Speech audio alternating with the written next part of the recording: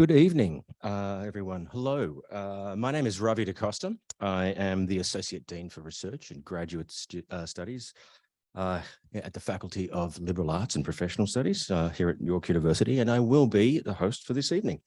On behalf of the faculty, I'm just going to adjust this. I would like to welcome you all, those of you here in person with us in our wonderful Senate chamber, and also those of you joining us online to this year's Giambattista Vico lecture in memory of Fred Zorzi.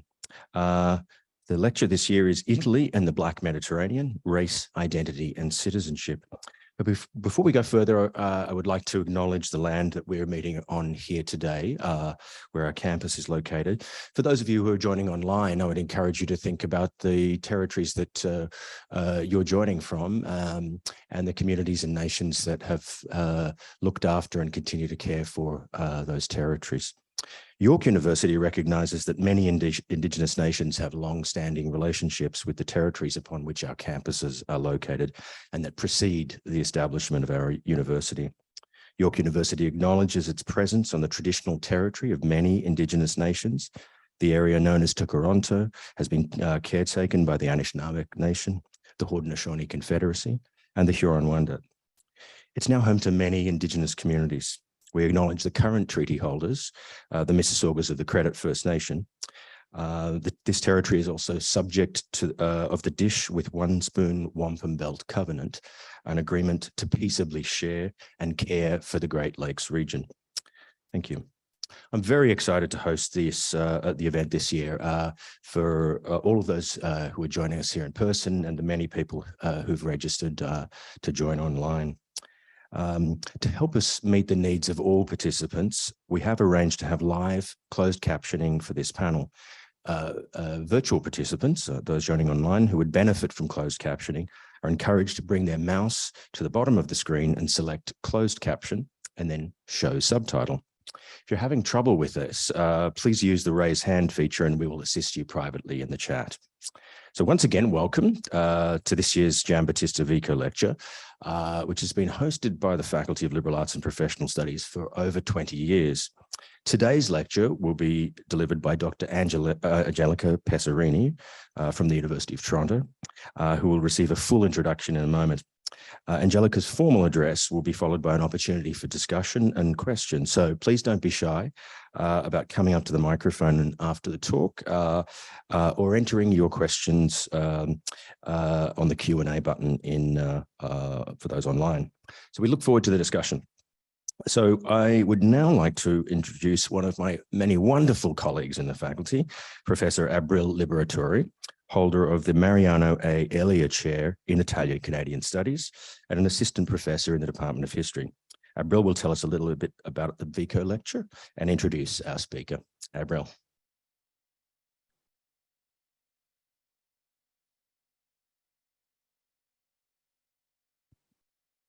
Hi, everybody. Nice to see everyone in person, and thank you for joining us online as well. Welcome to York University's 2023 Vico lecture in memory of Fred Zorzi. So for many years, this lecture has given us an opportunity to reflect on the contribution of Italians, Italian-Canadian experience, and to discuss, frankly, just very interesting topics connected to the liberal arts as well. So I'd like to give you a little bit of background of the Vico lecture. It took shape over 20 years ago through the efforts and contributions of Senator Jerry Grafstein and Mr. Elvio Del Zotto. In the year 2000, Senator Grafstein donated 2 rare volumes of Giambattista Vico's seminal work, The New Science, or La Scienza Nuova, to York University. And Vico is really considered one of the first modern social scientists. In his work, The New Science was published over 250 years ago. It's at the height of the scientific revolution. The Vico lecture was endowed through generous donations from Elvio Del Zotto and several associates in the Italian-Canadian business community. It was established as a tribute to Mr. Del Zotto's late law partner, Mr. Fred Zorzi. In recent years, The Vico lecture has focused on a number of notable Italian Canadians who are contemporary examples of Italian contributions to our multicultural city, to our country, and to our world. And these have included people like the late Fiat Chrysler CEO, Sergio Marchionne, von Mayor Maurizio Bevilacqua, and public intellectual Michael Ignatieff. Last year, for the first time, the lecture shone some of the spotlight directly on Vico himself, with Professor Marcello Musto's talk called Vico and Marx, Comparing Two Interpretations of History. If you haven't seen it, it's on YouTube and you can go see it. It's very interesting. This year's lecture aims to focus on Italy's role in the Mediterranean Black diaspora. It explores the presence of Italy within the Black Mediterranean, considered a racialized, physical, and symbolic space marked by histories of colonialism and diasporic memories. So I want to express our sincere gratitude to Elvio Del Zotto, to Senator Grafstein, to their friends and colleagues for making the Vico lecture a reality here at York. Without further ado, I want to introduce to you our keynote speaker. Angelica Pesarini is an assistant professor in race and cultural studies, race and diaspora, and Italian studies at the University of Toronto. Her work expands the field of Black Italy. It focuses on dynamics of race, gender, identity, and citizenship in colonial and post-colonial Italy. She's interested in the racialization of the political discourse of immigration. And she's also among the founders of the Black Mediterranean Collective, which in 2021 published The Black Mediterranean: Bodies, Borders, and Citizenship. Dr. Pesarini is the author of several essays as well, and some articles on issues of race in Italy. And she is currently writing a monograph on the negotiations of race, gender, and identity in former Italian colonies in East Africa, which I can't wait to read. So please help me in welcoming Dr. Pesarini, who will deliver the 2023 Vico lecture, Italy and the Black Mediterranean, Race, Identity, and Citizenship. Okay, so first of all, I really would like to thank the University of York, April in particular, for this invitation, but the entire faculty for having me here. It's a great honor and privilege to be able to present about these issues, especially in these current times. So I will try to speak for like 35-40 minutes, and then I would really appreciate having some feedback or questions, and yes, having the audience involved too. So I would like to say I'm a newcomer to Canada. So I arrived in Canada at the end of 2021. So I'm still a newcomer. And I have to say, winters are really tough. So they told me today's officially spring, 20th of March, but apparently we are expecting more snow in April and even in May. So I'm still adjusting to that. And sometimes I found myself dreaming the Mediterranean, where I come from. I come from Italy. And so I think the Mediterranean coastline provide us with endless and breathless landscape. And I think there are really no words to express the complex nuances and shades of blue and green and turquoise of these crystalline waters. So this is the coast of Calabria. And so as you can see, it's a wonderful holiday destination. However, for many people, the Mediterranean is a cemetery. It's actually one of the biggest cemeteries in Europe. In 2022, it was estimated that 2,000 people approximately died while crossing these waters, although the exact number of deaths cannot be confirmed. Between 2014 and 2018, 12,000 people who drowned were never found. On that precise beach that I've just shown you, Steccato di Cutro in Calabria, on the 26th of February, there was a boat coming from Turkey and carrying 180 migrants. This boat broke apart in rough waters, The death toll is currently, as today, 87 people, including 35 minors, 26 of whom were under the age of 13. Numbers are tricky, though, I think. Although they're important, they're also tricky because the statistics and number, in a way, dehumanize and almost normalize these tragedies. And they erase individuality and dreams and leave us just with ghosts, whose names and story we are not allowed to know. So the day after this tragedy, the Minister of the Interior, Matteo Piantedosi, when asked during the press conference about these people's decision to leave, he commented by saying, "Despair can never justify travel conditions that endanger the lives of one's children." When asked by a journalist, and I quote, "If you were desperate, Minister, would you try to leave and reach another part of the world, even if in rough sea conditions?" He replied by saying, "No, and I tell you why, because I was brought up to be responsible and not always ask what I could expect from the place I live in, but rather what I can offer to the country I live in for its improvement. I would like to tell you the nationalities of the people who arrive, and it's not always about fleeing wars. They shouldn't leave." So Piantedosi's words perfectly illustrates what has been pointed out by several scholars working on what is called border death, namely working about border and the death that is caused by these borders. And so is the hypocrisy, or the so-called organized hypocrisy of the neoliberal state that often address migrants' death as natural, accidental, or, like in Piantedosi's case, they put the blame on the victim. Irresponsible, not being taught how to look after their children's life, expecting too much while offering so little. All of this without acknowledging the complicity and involvement of Fortress Europe in current wars, environmental catastrophes, detrimental effects of climate change, among many other things. But the idea of helping them in their own places and the consequent reinforcement of borders isn't new in the Italian political discourse. As you may remember, the winner candidate of the previous election occurred in 2018, Matteo Salvini and Luigi Di Maio. They based, especially Salvini and his party, Lega, they based their electoral campaign on ideas such as invasion and ethnic substitution by refugees. And they put an incredible importance on the Mediterranean, was really at the core of the political campaign.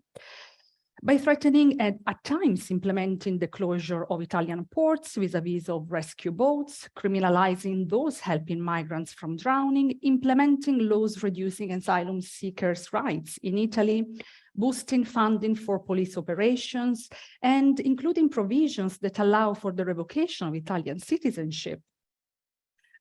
Salvini managed to gain the trust of a conspicuous number of Italians. In 2019, journalist Roberto Saviano wrote a piece on The Guardian, commenting on the situation and the racist incidents occurring in Italy. And he wrote, "How can one get people to see they are the victims of an evil spell? Yet, I think it is precisely by separating roles and responsibility in such clear-cut and dichotomized manners, good versus evil, refugees versus national, is in this way that populism has reached such a prominent position in Italian politics." Racist incidents were not unique of the Salvini government, and openly racist, xenophobic, and homo-lesbo transphobic policies just found a fertile soil. So rather than imagining dangerous magicians tricking Italians with racist anti-refugee spells, it's important, I think, to focus instead on the liminality of Italians' racial identity, the resignification of the Mediterranean category as an essential tool to whiten both Italy and Italians, and how the history of colonialism has impacted the construction of a national identity marked by normative whiteness. So in 2021, with the Black Mediterranean Collective, we published this book. And we were a group of scholars coming from different perspectives. So each of us tried to develop this new concept. And so in my case, I see the Black Mediterranean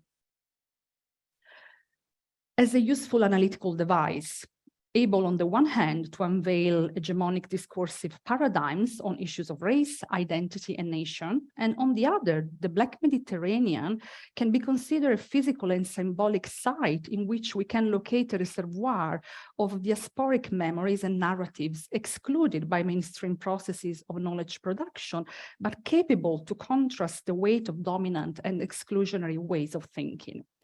So today I would like to take you in a sort of journey. Starting from here, we will go back. We will go back to the post-unification period, because I think this is a good starting point, illustrating how complex is the issues of race for Italian identity. And so I will start by the post-unification period, and I will try to illustrate what was called the internal racialization of Southern Italians at the end of the 19th century through the use of pseudo-scientific theories promoted by prominent racist scientists like Cesare Lombroso. Here I highlight the influence of scientific racism on the conceptualization of Southerners' moral and physical inferiority similar to Africans. The Mediterranean will play a pivotal role during the fascist regime when it will be used by Mussolini to achieve what has been called the whitening project, namely locating blackness and otherness outside the border of the nation in the colonies, and by revitalize the cult of Rome and the Mediterranean heritage. The creation of the Empire of Africa Orientale Italiana will be a certain important point, because this will be followed by the racial laws and the manifesto of degli scienziati razzisti, Manifesto della Razza. Yet, although there were racial laws, specifically anti-miscegenation laws in the colony, this didn't prevent the birth of Black mixed race Italian, in jargon called meticci. And here I will talk a bit about my research. In fact, I conducted ethnographic fieldwork between Eritrea and Italy. And I did interviews with 2 generations of women born in this period to a fascist father and an African mother. Some of these women also in the 70s migrated to Italy, and they crossed the Mediterranean with an Italian passport in their hands. So they were very privileged in comparison to those Eritreans, Ethiopians, Somali crossing the Mediterranean today. However, I will show how these people were exposed, these Italians were exposed to a number of traumas due to the presence of race and blood and whiteness as core elements of Italian identity. But it is precisely by retracing this history and listening to this story that we can hope to dismantle a racialized idea of home and belonging. So, post-unification Italy. So at the moment of its unification as a nation state in 1861, Italy lacked a sense of collective imagination due to the presence of different rulers in several parts of the country for several centuries. Numbers of kingdoms and states brought about a remarkable cultural, political, economic, and linguistic diversity. And it's striking to note that at the time of unification, only 2%, 1.5%, 2% of Italians spoke Italian. In the aftermath of the unification, Massimo d'Azeglio, one of the founders' father of the country, noticed that in order for Italy to exist, it was necessary to make Italians. In fact, he said, bisogna fare gli italiani se si vuole avere l'Italia. Una volta fatti, davvero allora l'Italia farà da sé. So the unification of Italy and Italians turned out to be a very complex process, not only because of difficulty in combining this reality, but also to the presence of an alleged internal alien world within Italy, located in the south of the country. At the end of the 19th century, southern Italy was considered an alien part, inhabited by people considered belonging to a different civilization. During his permanence in the south, the patriot Luigi Farini powerfully wrote about the southern regions to Cavour in a letter, and he said, "Dear friend," he was in Calabria at the time, "dear friend, this is not Italy, this is Africa. When compared to these peasants, the Bedouins are models of civil virtue." This was 1860. So the connections with Africa were not a threat due only to Italy's obvious geographical proximity to the continent. They were also perceived as a threat due to the visible legacy of a shared history that, according to some, had tainted Southern's blood with that of Africans, and Arabs, or to use the words of Eliza Wong, had colored their progeny. One of the leading figures who attempted to provide scientific evidence of Southern difference and their ties to Africa was the anthropologist Cesare Lombroso. Considered as the father of modern criminology, Lombroso was interested in evolutionary theories of racial development, and he closely associated race to innate criminal behavior. Through his vast collection of data gathered from a variety of sources, including cadavers, he traced the genealogy of the so-called atavist-born criminal by associating moral values to phenotypic features. In this configuration, the idea of race played a central role. If criminality was inherited, as Lombroso argued, then certain members of certain races were genetically predisposed to be criminal. In light of this theory, Southern Italians show what Lombroso identified as traits of deviancy, infirmity, and criminality. For instance, he attributed Sicilians' alleged criminal tendency to their descendants from rapacious Arab conquerors and their bad blood, lacking of Aryan genes, a genetic legacy of Arab domination on the island. Although Lombroso acknowledged the impact of social factors that affected Southern populations, such as poverty, lack of education, inefficient institutional action, illiteracy, whiteness and blackness were crucial markers of categorization in his analysis of crime. In 1871, with his famous publication, L'uomo bianco e l'uomo di colore, letture sull'origine e la verità delle razze umane, The White Man and the Colored Man, readings on the origins and the variety of human races, Lombroso clearly formulated the differences between what he considers two main general races, the white and the colored. Blacks represented an inferior stage of human development, and the sign of such an inferiority was located on the body, the black body, a lighter and less developed brain, dark skin tone, the texture of hair, and some physical features being very similar, apparently, to those of apes. Yet, owing to certain genetic regression, some individual among the white race also embodied the sign of blackness that caused deviant behaviors, particularly people who had committed crimes, affected by mental health issues, and born in certain locations. So Lombroso was a doctor, so he was studying for his PhD what is called today congenital iodine deficiency, at the time called cretinism. So this referred to a deficiency of thyroid hormones during fetal and early life that restricts physical growth and causes learning difficulties. So when he volunteered in Calabria during his unification time, Lombroso noticed some common monstrous anomalies between Black people, people affected by this condition, and Southern Briganti. Briganti referred to Southern rebels who wanted to keep South independence and fought against the new Italian state.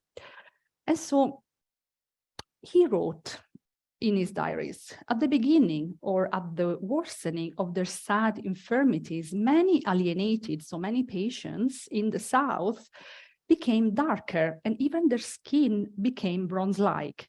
And they saw in our valleys in Calabria cretins who, given the length of their skull, the protrusion of their muzzle and the thickness of their lips, even the darkening of their skin, they seemed Negroes badly whitewashed. The insinuation that Southerners could be badly white and blacks is a crucial point here, as it tells us about the tensions and fears of being located in a liminal and ambiguous racial position. What Lombroso concluded is that despite the white race had reached the most advanced evolutionary stage of human development, this didn't guarantee Italians a safe and clear reassurance of their racial status.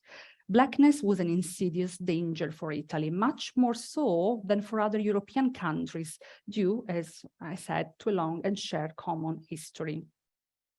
According to the metaphor used by Sicilian anthropologist and Lombroso follower Alfredo Niceforo, if Italy was to be considered an organism, not all its parts had developed equally. And the South presented the substance, if not the form, of past centuries. It is precisely at this time that Italy started, according to some scholars, and I think here about Cristina Lombardi Diop and Gaia Giuliani, is in this period that Italy started its own internal colonization, a process aimed to civilize those Italians who were considered different and to homogenize those areas of the country considered more backward and primitive. However, to fully understand the extent and the complexity of this whitening process, it's necessary to illustrate the impact of the debate on Aryanism that had on the construction of Italian racial identity. So by the end of the 19th century, we can see the development of debates on Aryanism, these Aryans. So the Aryans originated from India and then spread across large parts of Asia and Europe, helping setting up the family of Indo-European languages that Europeans and Indians still speak today. However, at the end of the 19th century, intellectuals considered Aryans the master race who had conquered Europe and that had Nordic lineage. The so-called Aryan debate brought about the identification of rankings of Europeans into several distinct racial groups based on their phenotypic features, the famous Teutonic feature, blonde hair, blue eyes, white skin. Italy itself and Southern Italians in particular were clearly not included in this family, and they became an object of discussion in relation to an idea of polluted blood that prevented them from being fully acknowledged as Aryans. Of particular relevance for Italy was the work of Arthur de Gobineau, who devoted a considerable amount of time defining the physical and moral feature of Northern Aryans in contrast to the degenerated Mediterraneans. So here we start to hear this connection with the Mediterranean in a negative term.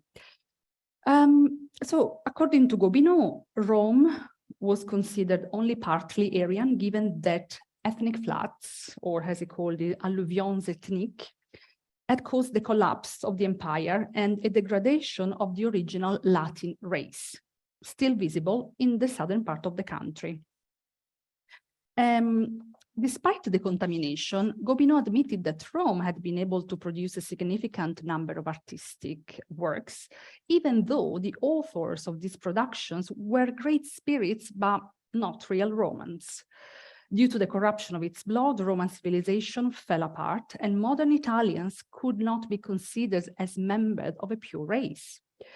Such a categorical exclusion of Italy from the Aryan genealogy was ascribed to Southern's different civilization and their inferior racial stock, more similar to those of African and Arabs. This idea will be reiterated also by Hitler, for example, during an encounter with Mussolini in June 1934, in which he affirmed that Italian blood, and I quote, was mixed with Negro blood.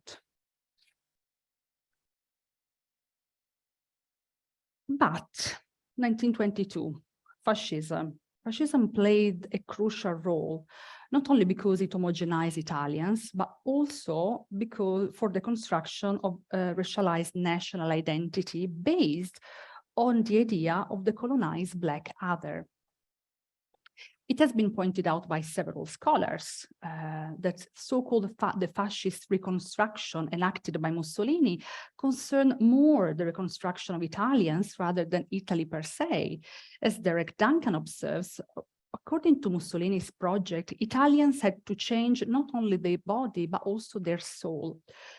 To do so, the regime organized the reconstruction following some imperative ideologies such as ruralism, anti-urbanism, anti-intellectualism, anti-bourgeoisism, anti-feminism, pro-natalism, and homophobia.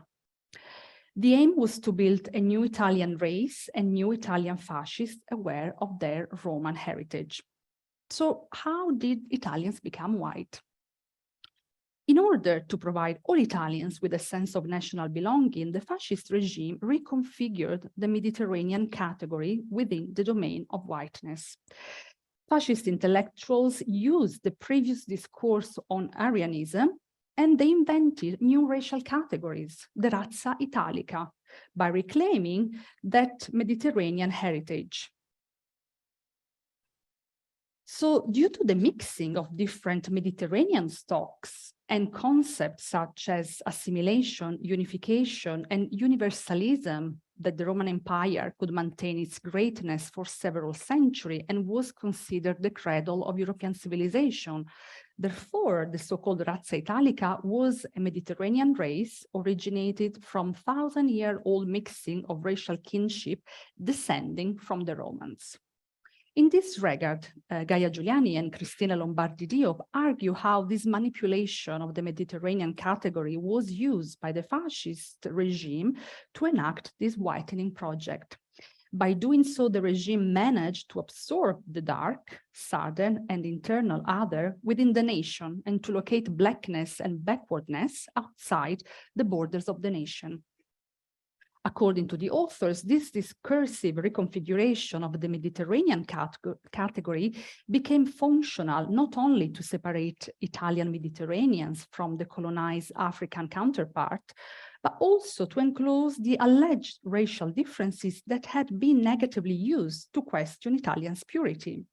As they note, it is through the appropriation and the manipulation of the Mediterranean category that Italians managed to gain their whiteness without clearly naming it. In fact, rather than using biological evidence and color, culture and glorification of the past became the tools that helped the regime to whiten Italians. In line with such developments, it's interesting to note how in 1932, Mussolini affirmed that race was merely a feeling and that no race could claim to be biologically purer than other. This was 1932. Let's wait a few years to see the changing. A turning point was Italian colonialism in East Africa. So just to give you a few dates, we're talking about this part of Africa, Eritrea first, although the main aim was Ethiopia. Italians wanted Ethiopia from the beginning. They try in 1896, and we have the Battle of Adwa. And it was so bad for the Italians that it's considered the Battle of Adwa the biggest European defeat in the history of colonial Africa. Then they try again in 1935 when they invade Ethiopia. So the war to annex Ethiopia was particularly difficult again for Italian troops due to intense resistance of Ethiopian fighters. Italy won the war not only because of superior military equipment, but also because the intensive use of poison gas. After the proclamation of the empire, the fascist regime started to develop and reinforce segregationist policies aimed at a clear separation between Italians and Africans, and they started also to integrate that Nordic Aryan myth that they had criticized only a few years earlier. As Barbara Sorgoni underlines, the aim of the racial scientists was to invent an Italian Mediterranean race, distinct from the Germans, but still traceable in the Aryan genealogy. Life in the colonies, and in particular the issue of mestizato, racial mixing, and interracial relationship became a matter of great importance. So here, I apologize for the images. Sorry, I should have said this at the beginning. Obviously, these are disturbing images. These were comic strips from 1936, and is how the invasion of Ethiopia was portrayed. So you can see how, yes, rubbed down, right?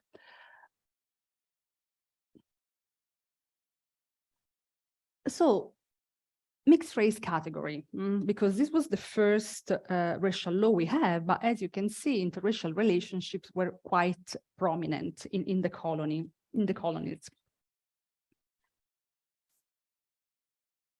And so while the regime enacted the first racial laws to avoid any contact between colonizer and colonized, interracial relationship had long started in Africa, and several generations of Black mixed race Italians, commonly named Metici, had already been born. Not surprisingly, after the creation of the empire, the fascist government started to immediately legislate against miscegenation. So here you can see already some propaganda images. So we are in Ethiopia and we have the fascist soldier passing in front, a sex worker who asks him, do you want some brunettes? And he says, no, thanks. I prefer whites because I don't want cafe latte colored children. So we can see already how the propaganda tried to change this kind of relationships that were tolerated really until 1937. And in 1937, we have the first racial law. So before, when we think about racial laws in Italy, we always think about Jews, but the first racial law was applied in Africa, and it was against interracial relationships. You could be punished, and some people actually went to jail. 1938, we have the Manifesto della Razza. This was a very important document explaining the new biological position on race adopted by the regime and the institutionalization of racism as state ideology. In 1939, we have another law titled Defense of Racial Prestige Against the Natives of Italian Africa. And in 1940, we have a law against mixed race children. They were Italian by blood if the father would recognize in them, but the law stripped them from these rights. So during my research, as I said, I went to Eritrea, Ethiopia, and then Italy, and I conducted interviews with 2 generations of women born in this period. So the first generation was the one born during the colonial pre-fascist period until 1941, when the fascists were defeated. And the second generation were those born from 1942 until 1974, more or less. My eldest respondent was born in 1916, my youngest in 1974. And so the second generation women in particular were among the first Black Italian who crossed the Mediterranean in order to reach Italy due to the increasing level of violence between Eritrea and Ethiopia. As I mentioned, they were Italian if their father would recognize in them, so they had an Italian passport.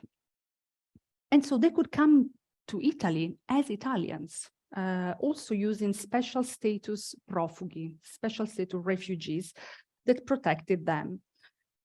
Unlike Eritreans and Ethiopian and Somali today, as I said, they could take Italian boats or planes and arriving in Italy. But it is important to bear in mind that these people loaded this migration process with high expectations, given that they were not just finding a refuge in a safer place, rather they were heading to their imagined and dreamt Italy, considered by some as a motherland. One of the women who took part in my study, born in 1952, born to an Italian fascist father and Eritrean mother, explained to me how deep the process of Italianization was for these children. In fact, she said, at school, we followed the Italian academic program. The books and everything used to come from Italy. In fact, I don't know Eritrean history, as I never studied it. I really love the Divina Commedia, and I always used to say, when I go to Italy, the first city I will visit is Florence. Nevertheless, expectations and hopes and dreams seemed to crumble when they arrived in Italy due to racializing practices operating in Italy and how the white gaze fixed and located their body in specific racial position of difference. Talking with my respondents, I noticed that besides the shock of the arrival, as theorized by Mina Alexander, namely the trauma experienced by many migrants in relation to the arrival in an unknown and unfamiliar place, these people experienced a number of traumas. One of these is what I call the shock of the gaze. This refers to the visual shock caused by the clash between fantasy and reality.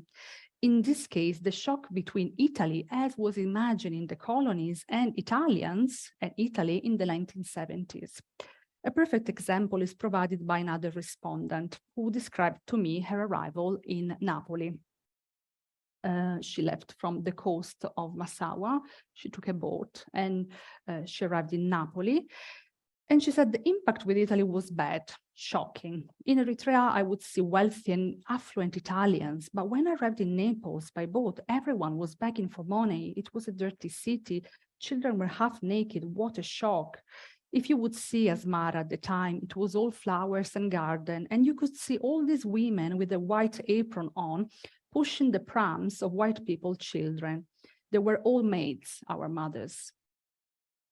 So you can see how this respondent associated Italianness to wealthy economic condition due to the fact that the majority of Italian settlers coming from the lower classes had the chance to massively improve their economic status. And so seeing white Italian affected by poverty and deprivation representing the disruption of hierarchical views that they had internalized. Another great source of shock was caused at a linguistic level. Not only in Italy, people were speaking dialect, unlike in the colonies where people spoke Italian, but also the shock of seeing Italian being shocked themselves in front of a Black person speaking perfectly Italian. And so again, a respondent told me. Another thing really shocked me, and I would ask my husband, hey, we are not in Italy here, are we? Because Italians speak Italian, right? I couldn't understand a word, I couldn't understand dialect. And I would ask to my husband, what language do these Italians speak? When I arrived in Italy, they looked at me like if I was a freak because I spoke Italian. How is that possible? You come from Africa and you speak such a good Italian. So this shock of the language was mentioned by several respondents.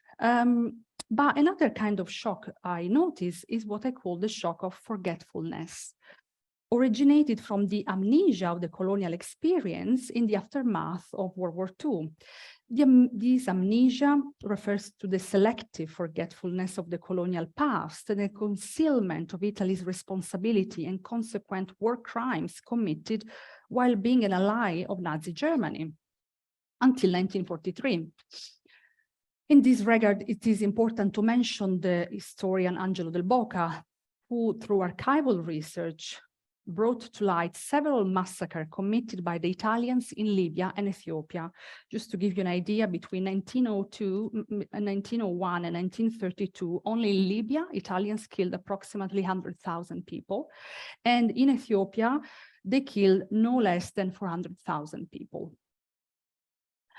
Del Boca argues that the removal of the colonial past and the forgetfulness about the crimes committed by the Italians originated from a post-war lack of serious debate on the topic and the political intention to purposely pollute the historical truth. He says this removal of the crimes is due primarily to the fact that in Italy, unlike other countries, a serious, organic, and comprehensive debate on the phenomenon of colonialism has never been promoted. It has been tried instead by some institutions to muddy the waters with the precise design to prevent the truth to emerge, while a history of moderate or revisionist sign blatantly favored the removal of colonial guilt. And it is striking to note that despite the request of extradition of 1,200 Italian war criminals from the part of Ethiopia, former Yugoslavia, and Greece, And the length of the trial was intentionally extremely long, and this criminal never went to prison. And let's just think about Rodolfo Graziani, for example. Actually, as a result, they were not only absolved, but even honored by the institution, were incorporated into the new post-war political parties. The selective memory about the colonial experience also nourished the creation of romanticized myths about the Italian presence in East Africa, the famous motto, Italiani brava gente, Italians good-hearted, alluding to the alleged generosity of the Italians who, rather than benefiting from the colonial experience, unlike other countries, they built streets and hospitals. So, and I'm going towards my conclusion. I just would like to provide you a last example of how agency is also a very important component of this story. I was speaking to my youngest respondent, born in 1974.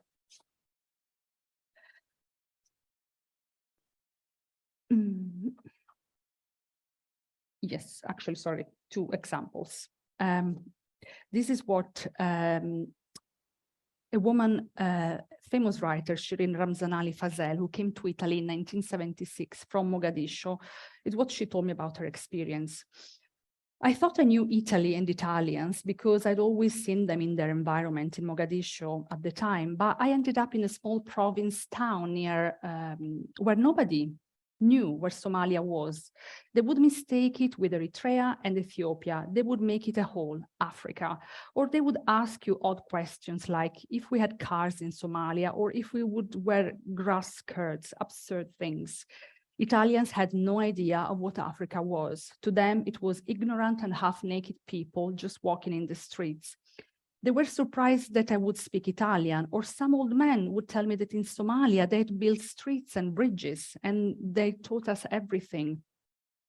Anything would amaze them, what I would eat, how would I speak, how would I walk. To me, it was an incredible shock. I don't even know how to explain it.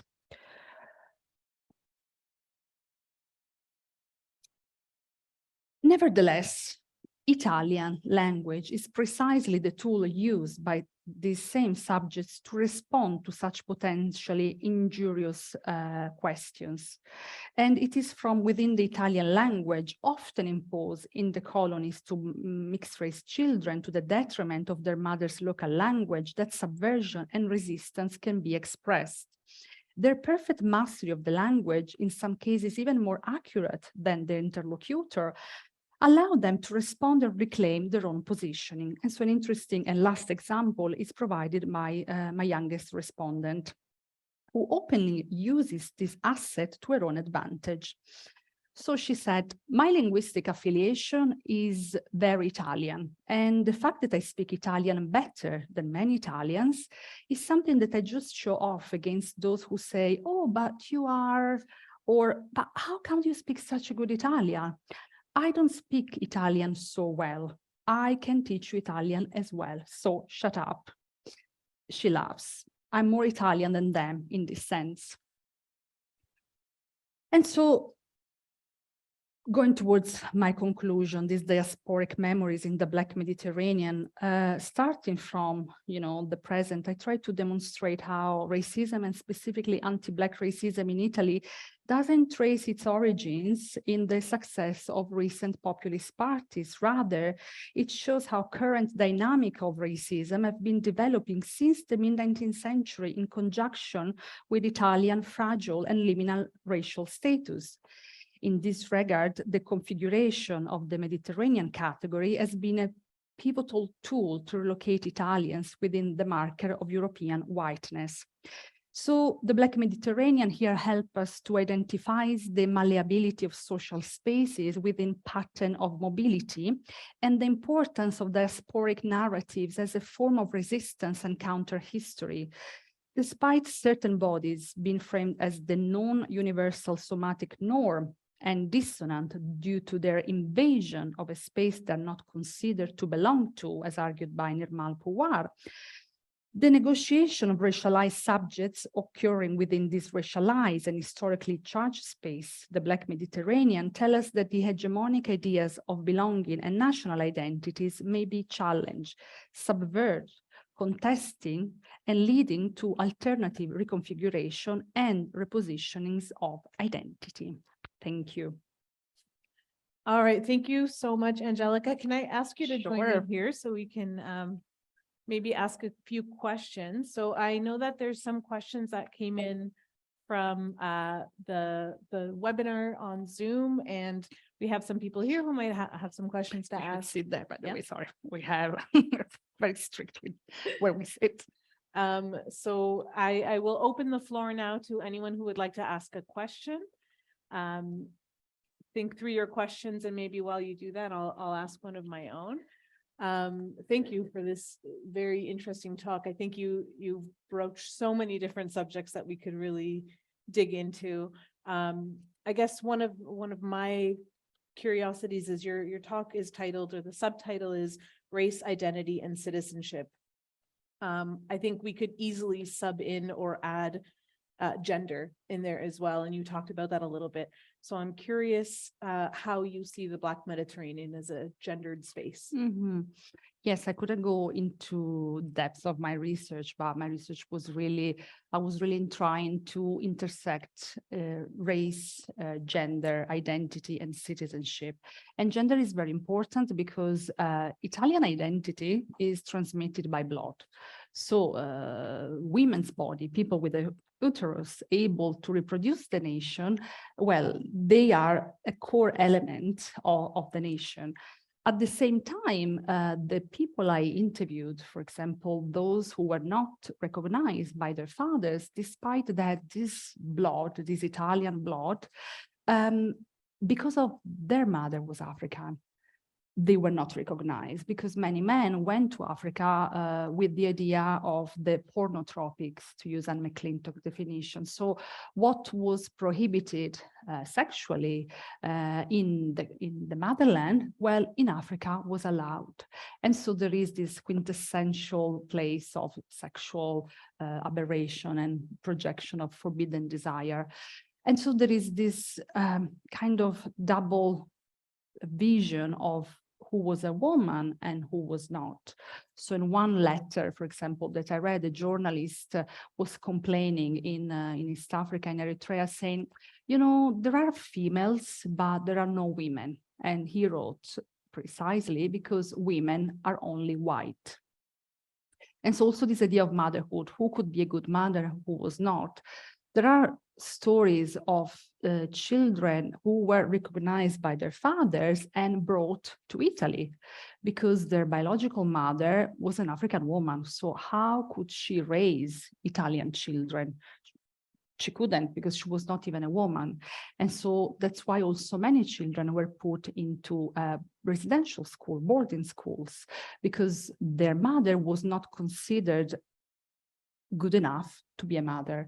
So I think gender here is really so interconnected to race, right? And citizenship, because this idea of blood transmitted by the female body and who belonged to the nation and who doesn't was really a sort of biological component. Thank you. Do we have any questions from the in-person audience? Yes. I'm really interested in these ideas around language. And so I was curious to hear more about how that authenticity works. Because you mentioned the fact that Italian mixes now some degree of authenticity as a system. But what about dialect? Have any of them learned the local dialect in that?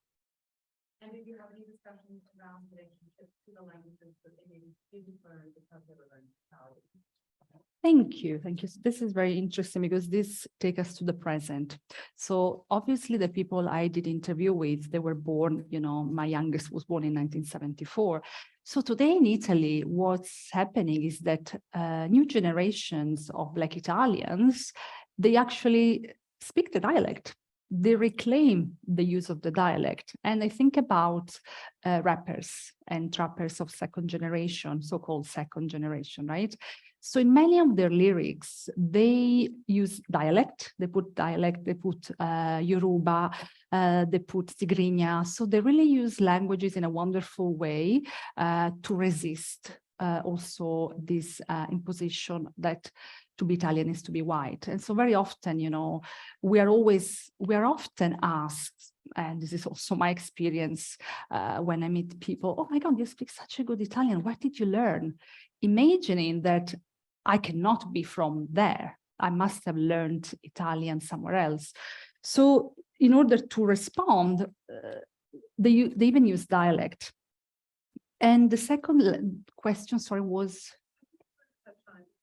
Was there any discourse about connections to the languages in Africa that they weren't necessarily given access to? Like rappers are reclaiming.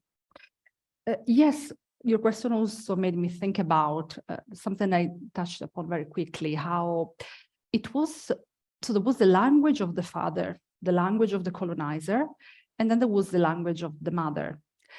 And so for the people who were put into residential schools, like my grandmother, for example, she was telling me how it was prohibited to speak Italian. And if you were prohibited to speak, Somali or Tigrinya, and if you were caught speaking the language of the colonized, you were heavily punished. So, and I heard horrible stories of punishment, because obviously there was a sort of disruption of power dynamics. If you think about it, the missionaries running the schools, so the nuns or the priests, they didn't know the local language. So it could be seen as a secret language to communicate about rebellion. And so that's why imposing Italian was really one of the main rules for the children who were put into this institution. So inevitably then what was happening is that if you were put in a school when you were 5, 6 years old and you were living when you were 18 and you could see your mother only once a year, if you were lucky, you forgot that language. And so there is also this idea of loss of the mother, the language of the mother. And so that's why Italian, in a way, has to be used as a tool of resistance, because it's the only language sometimes we have.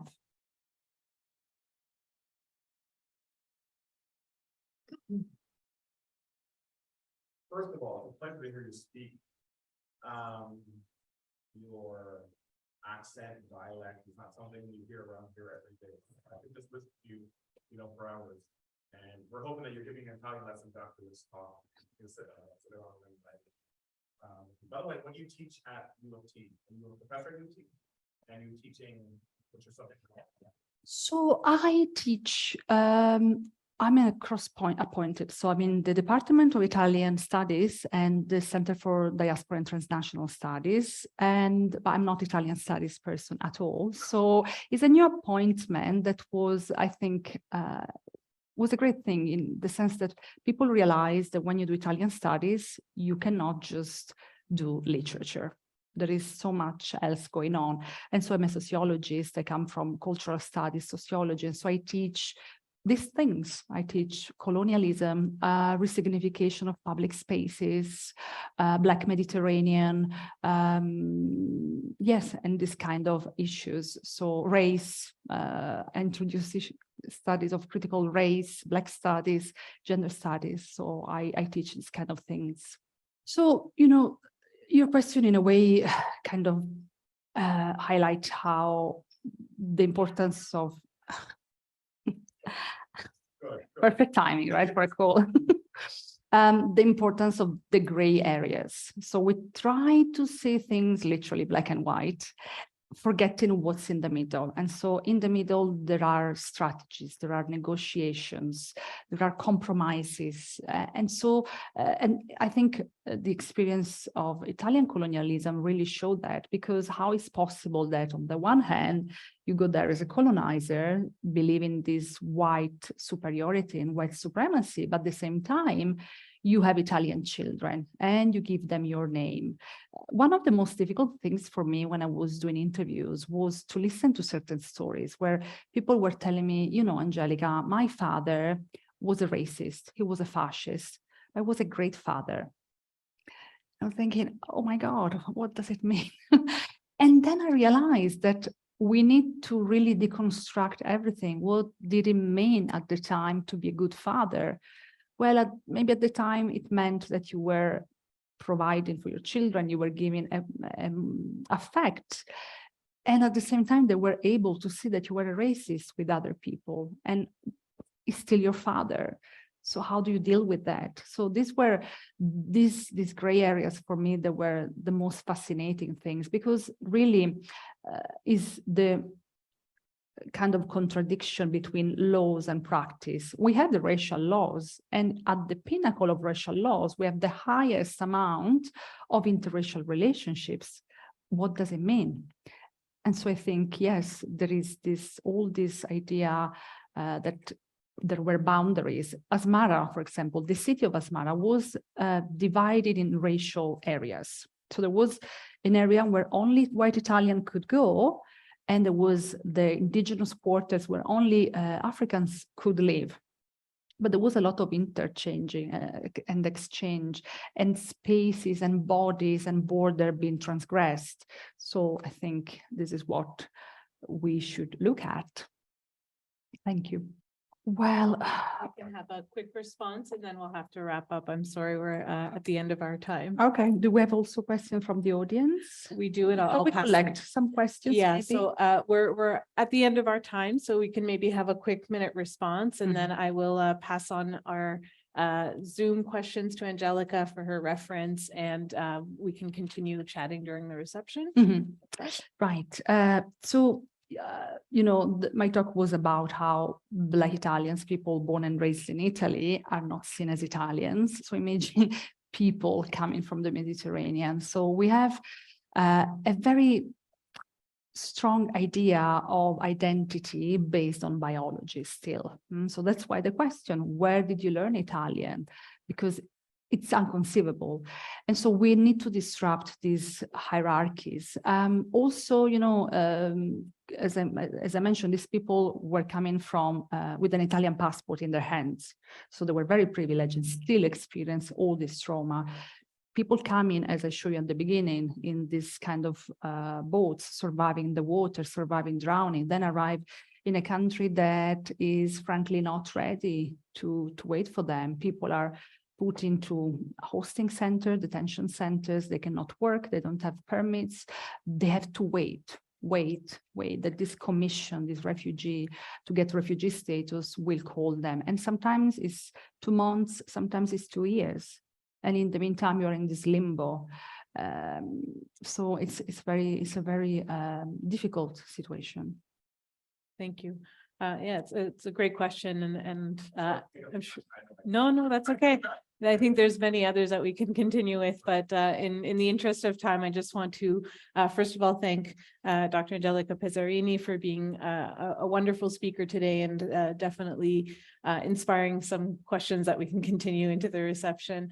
I want to express deep thanks to the communications team, to the events team, to the virtual team who's making all of this run so seamlessly for us, and for allowing, I understand, over 100 people to join us from outside of this room. So that's a wonderful pleasure that we have that. I want to thank Senator Jerry Grafstein. I want to thank Elvio Del Soto for making these types of conversations able to happen, and for all of us to be able to gather together in a physical and virtual space to connect with these interesting topics. So those of you who are here, I invite you to join us for a reception. Those of us who are joining us via Zoom, that will conclude our portion, but you are welcome to join us again. The recording will be posted on the YouTube channel, so it's available in future as well. And thank you so much. Thank you.